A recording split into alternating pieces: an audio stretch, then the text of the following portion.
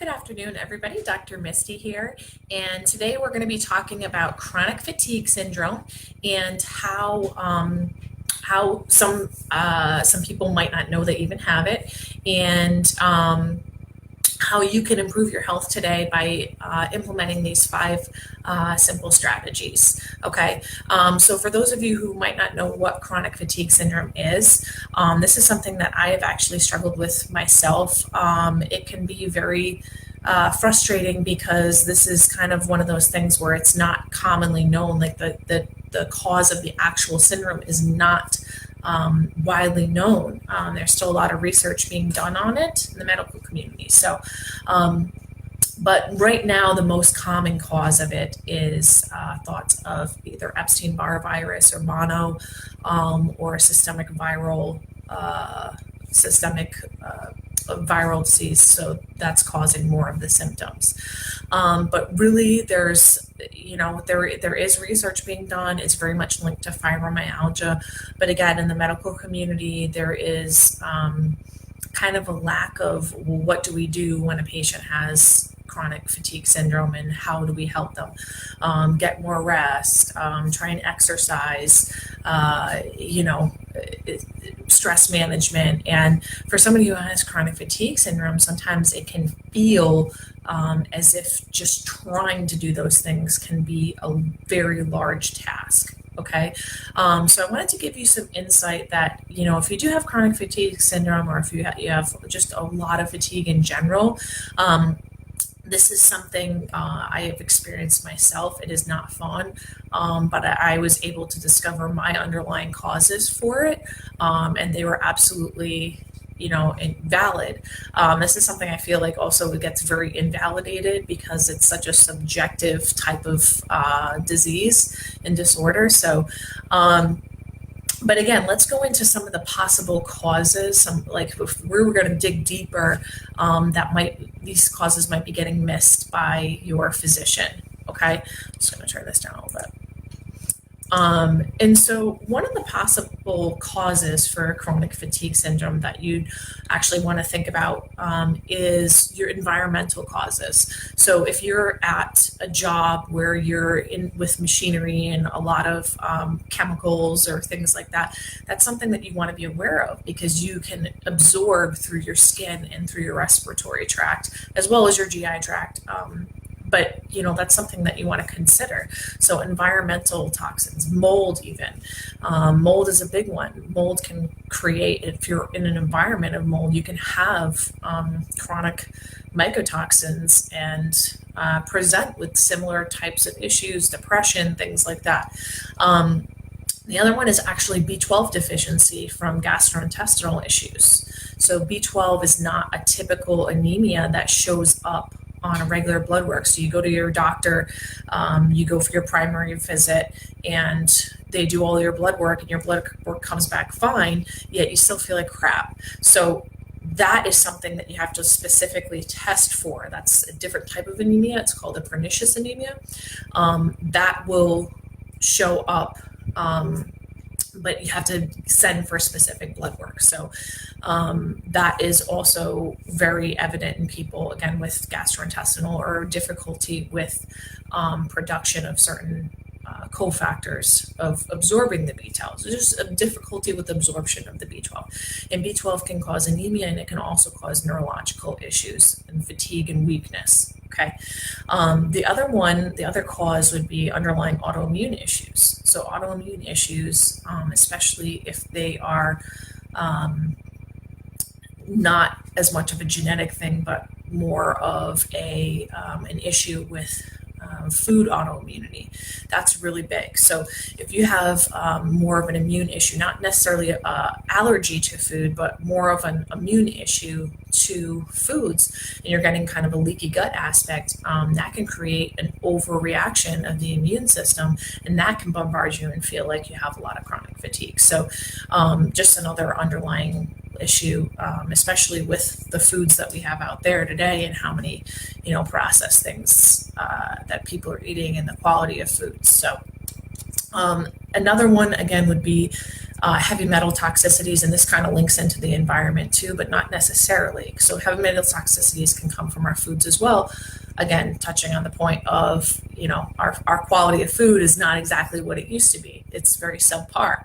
And so if you eat, let's say you're a big fish eater and you're somebody who has tuna often, you're having tuna every single day as a lean protein, but you can also, your body will kind of hold on to that mercury.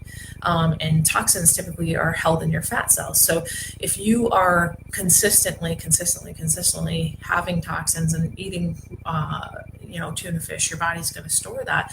And one of the symptoms for mercury toxicity is kind of that mental sluggishness, fatigue, weakness, things like that, forgetfulness. So, hi, everybody. Thanks again for joining. Hi, Andrea. How are you? Thanks so much for joining me today to learn about this. I feel like this is a really big underlying epidemic right now. And I know that, diagnosed wise, there's about 3 million people, 3 million Americans suffering from this that are just diagnosed, not even officially diagnosed, that are dealing with these issues. So, this affects a lot of us. And the other issue could be possible adrenal fatigue. So, it's part of your endocrinology. I'll just say this. I'm not good with my words today. It's part of your fight or flight system. So your adrenal gland produces cortisol. And so if you're in a constant fight or flight state, you're going to have almost hypercortisol levels, and your adrenal glands are going to be pushed to create those cortisol levels, just as if your pancreas would be pushed to produce insulin levels with high levels of sugar. High levels of stress will also produce high levels of that cortisol, and that's made from the adrenal glands. So sometimes even adrenal burnout, you can't, it comes with fatigue. It comes with just kind of not being able to get revved up in the morning. Your body needs a lot of stimulation. Maybe you're having like 3 to 4 coffees a day and you just can't get your body going. You're under a lot of stress, things like that can affect your hormones. Those are all kind of subtle things that will contribute to chronic fatigue. And I just want to say this, one of the reasons why that you might not hear this from your medical doctor in the medical community is that these are not necessarily pathologies and conditions, you know what I mean, that are causing it. They're not concrete. Some of them are subclinical issues. So we're dealing with more of subclinical or kind of under the surface issues that are kind of, if they go on long enough, they're going to rise to a pathology, right? But they're just showing up as fatigue and chronic fatigue syndrome, if that makes sense. So this requires a lot more digging. This is one of the reasons why I love functional medicine so much is the digging process. So a couple things you guys can do if you are experiencing chronic fatigue. Supplemental wise is certainly sublingual B12, B6, and folate, methylated versions of that. That is a great way to get high, at least test to see if your B12 might be being affected. You put a multitude of drops right under your tongue. It gets absorbed very quickly. And the methylation aspect, which is something a lot of people deal with, that could be very much helpful in getting your energy ramped up again. Another thing would be doing a detoxification. So this is something that's a pretty hot topic, but not a lot of people understand what it entails and what it means. I can do another video on that for you guys to give you a little bit more information. If you do appreciate, this topic and you want to learn more from me, you can absolutely, I do virtual appointments with patients. You can also message me. I have a way you can book appointments with me or virtual consults to see if I can help you if you are dealing with this type of issue. And we can go into more of what's right for you. But detoxification, it's not for everybody. It needs to be managed. It needs to be monitored by a physician because there are other underlying things that can be can be hazardous if they're overlooked. But detoxification typically between 10 to 28 days, if you can, and liver support. That will help to push out those toxins, especially the heavy metal ones. The other thing is, again, environmental change. So, this is not an easy one, but changing jobs, changing houses, that's the toughest decision. If you have environmental toxicity causing you problems, whether it's, lead paint, chemicals at your job, you're breathing in certain things at their job. If you work in some sort of warehouse or whatever it may be, don't take those things lightly, because your body will absorb some of the things in the environment. So you really want to, don't overlook that as being part of the problem. It could be very well part of the problem. A fourth thing you can do is do a gut repair protocol, and help with healing some of the leaky gut if there's an underlying autoimmune issue, or if there is a known autoimmune issue, and you might not know you have a leaky gut issue, then doing gut repair protocols would be great. Again, I'll go into that in another video. And then the last would be adrenal repair. So things for adrenal repair would be more on the lines of stress reduction, breathing, meditation.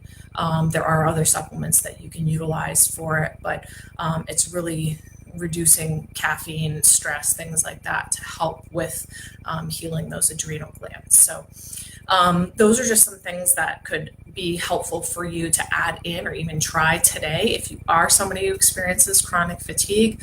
I know how hard it can be, and some days it's flat out awful.